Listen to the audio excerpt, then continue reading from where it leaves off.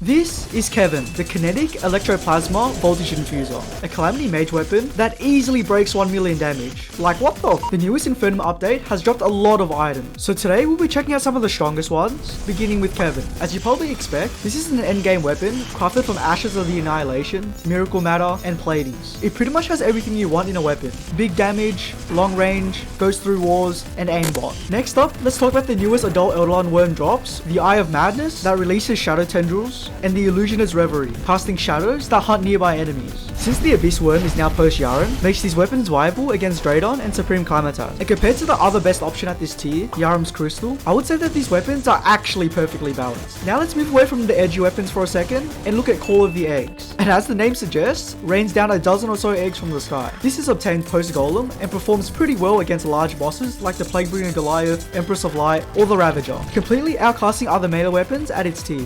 Moving on to the Storm Maiden's Retribution, apart from its gorgeous sprite and in-game model, this is obtained in a very creative way, requiring you to slay the endgame bosses. Then, when it rains, the spear will fall from the heavens somewhere around spawn. Such amazing creativity, and yeah, for an endgame rogue weapon, it's quite busted. How do I know this? Well, simply, if it does more damage than the Scarlet Devil, yeah, it's broken. No, but seriously, jokes aside, this weapon easily exceeds over 150,000 damage per stealth strike, making light work of boss rush and pretty much everything else. The final update also gave us plenty of new items to play around with, so let me speed run through all of them, beginning with the Blahaj. This is a shark pet obtained when you defeat Duke Fishon in under 1 minute. The Brimstone Cresent staff provides a 66% universal damage reduction at the cost of nerfing your damage output. You will need to defeat budget Supreme Climatas in Hell. Credit where credit is due is a painting for completing Infernum and letting the credits play. The Rising Warrior Soulstone summons a pet that gives you super useful and insightful tips about the game, and is obtained from the Aquatic Scourge without the acid meter exceeding 50%. Take the Disenchanted tablet that it drops and enchant it at the altar near the dungeon. Dreamtastic is a post-Yaren rogue weapon.